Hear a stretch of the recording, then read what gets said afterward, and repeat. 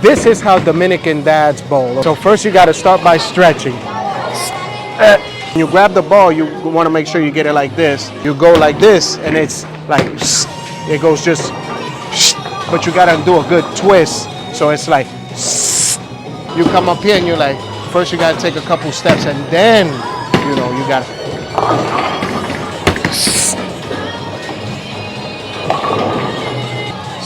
You see that? Did you guys see that spin?